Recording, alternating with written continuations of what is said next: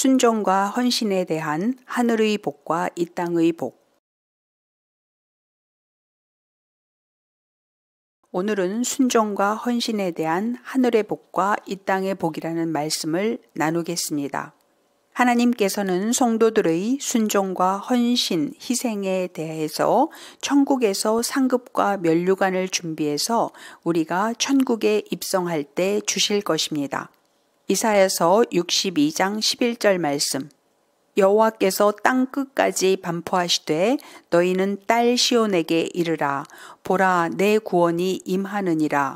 보라, 상급이 그에게 있고 보응이 그 앞에 있느니라 하셨느니라.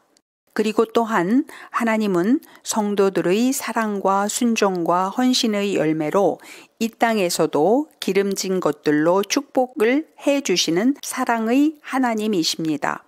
잠언 8장 21절 말씀. 이는 나를 사랑하는 자로 재물을 얻어서 그 곳간에 채우게 하려 함이니라. 그러나 하나님은 이 땅에서의 축복을 우리에게 주시고 나서 거기에서 끝이 아닙니다. 하나님은 우리가 그것을 어떻게 잘 관리하고 잘 사용하고 하나님의 뜻대로 헌금과 구제로 흘려보내고 사는지를 지켜보십니다. 누가복음 12장 42절 말씀. 주께서 가라사대 지혜 있고 진실한 청지기가 되어 주인에게 그 집 종들을 맡아 때를 따라 양식을 나누어 줄 자가 누구냐? 그러므로 우리는 하나님께서 이 세상에서 복을 주실 때나 거둬가실 때나 오직 주님에게만 시선을 고정시키고 물질 자체에 치심하지 말아야 합니다. 주님 한 분만으로 온전히 만족하는 자세로 충성되게 살아가야 합니다.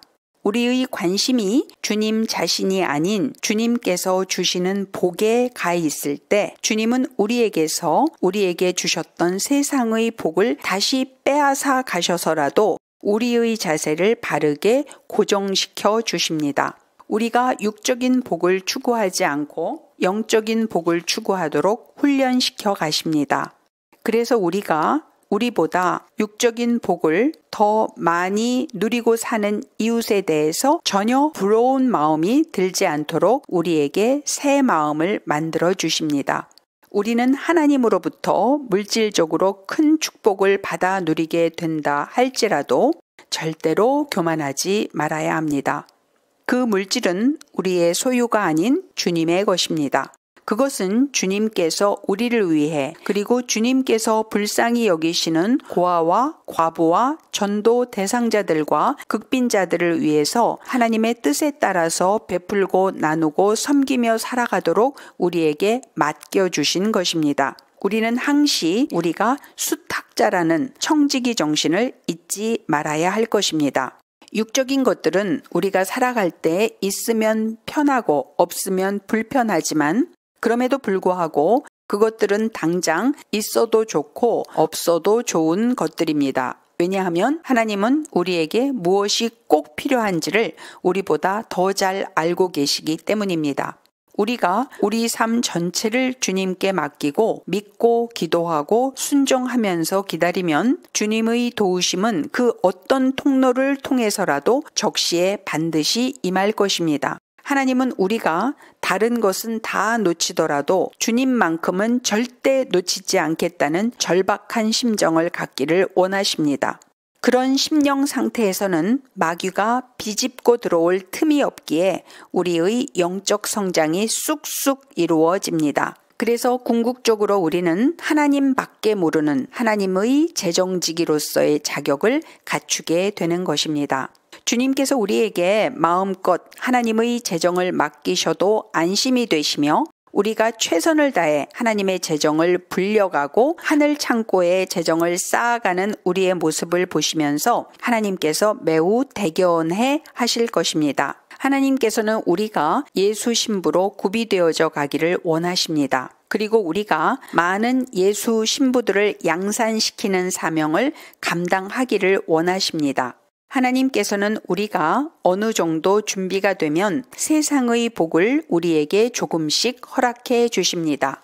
그러나 하나님께서 주시는 복을 받은 즉시에 하나님의 기준에 합격될 정도로 영육의 자세가 온전한 성도는 그리 많지 않을 것입니다.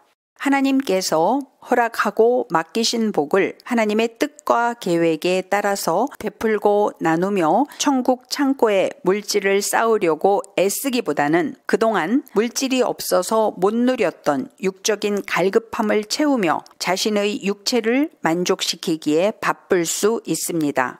그러면 그동안 억눌렸던 교만과 허영심이 머리를 들 수도 있습니다. 우리는 나는 그리 많은 것을 원하지 않아 라고 생각하고 말하지만 우리가 적은 것이라도 얻고 나면 우리 안에 더 많은 것을 원하는 자아가 마음속에 자리 잡고 있는 것을 그때서야 발견하게 됩니다. 예수 신부의 길을 걷겠다고 결단한 성도일수록 처리해도 끝없는 자아의 소욕 때문에 스스로에게 신물이 나게 됩니다. 그래서 아예 자신의 옛자아를 십자가에 못 박아버려야 되겠다고 생각하고 자아 파쇄를 시작하게 됩니다. 갈라디아서 2장 20절 말씀. 내가 그리스도와 함께 십자가에 못 박혔나니 그런즉 이제는 내가 산 것이 아니요 오직 내 안에 그리스도께서 사신 것이라. 이제 내가 육체 가운데 사는 것은 나를 사랑하사 나를 위하여 자기 몸을 버리신 하나님의 아들을 믿는 믿음 안에서 사는 것이라. 우리는 이제 됐다 라고 할 때까지 자아를 채워줌으로써 자아를 만족시켜 줄 수는 없습니다. 인간의 소욕은 끝이 없기 때문입니다. 요한일서 2장 16절 말씀. 이는 세상에 있는 모든 것이 육신의 정욕과 안목의 정욕과 이생의 자랑이니 다 아버지께로 쫓아온 것이 아니요 세상으로 쫓아온 것이라. 자신의 소유를 끝까지 붙들고 지키면서 다른 한편 더 큰 것을 갈망하다가 잃을 것이 없는 상태까지 내려가서야 하나님께 손들고 회개할 수도 있습니다. 그때가 되어야 무소유를 선포하게 될 수도 있습니다. 모든 것이 주님의 것이고 내 것은 아무것도 없음을 고백하고 과부의 두 랩돈과 같은 생활비 전부를 믿음으로 바치게 될 수도 있습니다. 그렇게 낮아지고 비워진 경험과 기적같이 공급하시는 하나님의 손길을 경험한 성도는 내일의 일용할 양식에 대해서 두려움이 없어집니다. 그 상태를 경험한 성도는 소유주의이시고 공급주의이신 하나님에 대해서 확실한 믿음과 신뢰감이 생깁니다. 그러면 하나님께서 그 성도에게 아무리 많은 재정을 맡기신다고 해도 여전히 무소유자의 자세로 청지기의 자세로 재정을 하나님의 뜻대로 흘려보내는 삶을 살 수가 있는 것입니다. 그리고 아무리 재정적으로 건강적으로 환경적으로 바닥을 치는 상황으로 내려간다고 해도 우리 마음과 입에서는 회개와 감사만이 흘러넘치게 될 것입니다. 만일 아직도 불만족이나 불평이나 의문이나 불안감이 우리의 심령 속에서 새어나온다면 우리는 아직도 더 내려가야 할 상태일 수도 있습니다. 또는 전지전능하시고 인격적이신 사랑의 하나님을 자신의 삶 속에서 실제적으로 체험적으로 경험해보지 못한 상태일 수도 있습니다. 처음엔 상황과 환경에 짓눌려서 그리고 과거에 누적된 부정적 경험과 트라우마로 인한 쓴뿌리가 올라와서 그런 고백을 하기가 힘이 들 수도 있습니다. 그러나 의지적으로 억지로라도 주님 회개합니다. 주님 감사합니다. 주님 용서합니다. 하고 수없이 반복하다 보면 진심으로 그런 마음이 우리 심령 속에서 우러나오게 되는 것입니다. 머리로 아는 것만으로는 우리의 영이 자라지 않고 변하지 않습니다. 우리는 단 한 가지씩이라도 하나님의 말씀에 순종하고 삶에서 말씀대로 실천을 해야 합니다. 하나님이 성경 말씀을 우리에게 주신 이유는 말씀대로 살아내라고 주신 것입니다.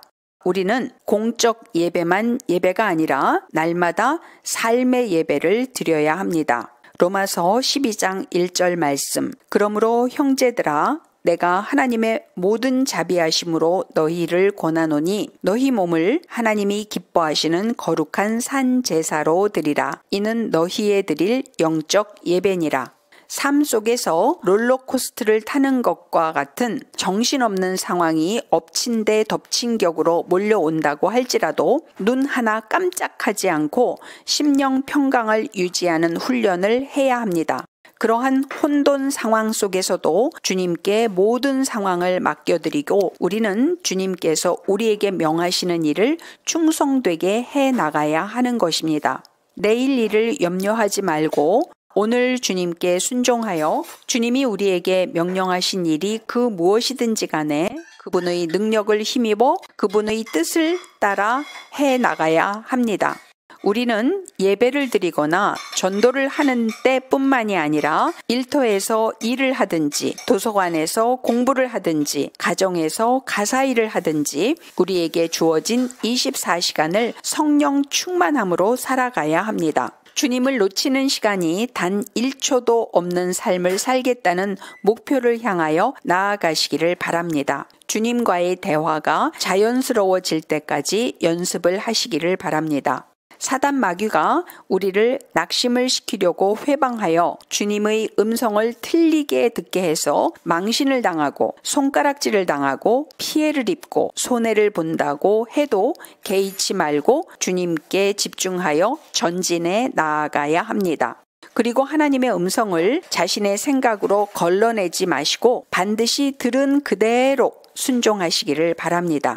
그렇게 주님의 음성을 들은 대로 믿고 순종을 해야 그 다음번에 주님의 음성이 더 잘 들려오는 것임을 기억하시기를 바랍니다. 우리는 원래 하나님의 창조물인 영체입니다. 천년왕국에서도 새 예루살렘 성 안에서도 우리는 영체로 살아갈 존재들입니다. 그러므로 우리는 육을 만족시키는 것들을 의도적으로 멀리하고 그것들을 배설물로 여기고 끊어버리는 훈련을 하는 것이 영성 훈련에 도움이 됩니다. 빌립보서 3장 8절로 9절 말씀. 또한 모든 것을 해로 여김은 내 주 그리스도를 아는 지식이 가장 고상함을 인함이라. 내가 그를 위하여 모든 것을 잃어버리고 배설물로 여김은 그리스도를 얻고 그 안에서 발견되려 함이니 내가 가진 의는 율법에서 난 것이 아니요 오직 그리스도를 믿음으로 하나님으로부터 난 의라. 세상 것으로 낙을 삼는 대신에 주님 안에서 예배, 말씀 묵상, 기도, 찬양, 전도, 봉사 등으로 낙을 삼는 것이 좋습니다. 하나님께서 허락하신 현실에 자족하고 감사하는 자세가 몸에 배어 있는 것이 영성 훈련에 효과적입니다. 주님께서 우리를 고통 가운데 두심은 주님의 본심이 아니십니다. 주님은 우리가 영육간에 형통하기를 원하십니다. 예레미야서 3장 33절 말씀. 주께서 인생으로 고생하며 근심하게 하심이 본심이 아니시로다.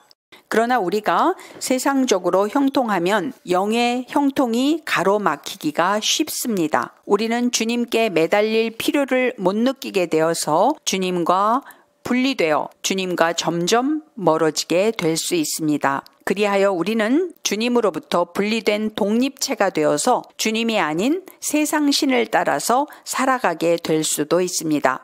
그래서 주님께서는 우리를 사랑하시기 때문에 우리를 성령 안에서 잘 보존하시기 위해서 눈물을 머금으시고 우리에게 고통과 연단을 허락하시는 것입니다.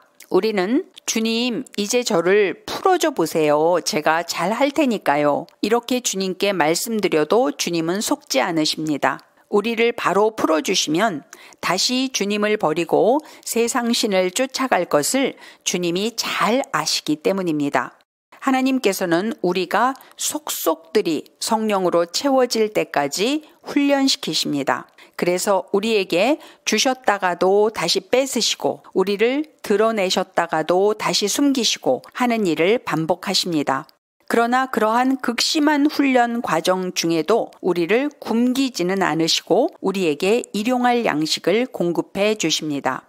하나님께서 원수 마귀가 우리에게 하는 것처럼 빼앗고 죽이고 멸망시키시는 분이시라면 어찌 우리에게 일용할 양식을 공급하시면서 우리를 훈련시키시겠습니까? 주님은 사랑이십니다. 그 사랑의 주님께서 성령으로 우리 안에 계시고 우리와 동고동락해 주시는 것이 눈물나게 감사한 하루하루가 되시기를 주님의 이름으로 축복하며 기도합니다. 주님 감사합니다.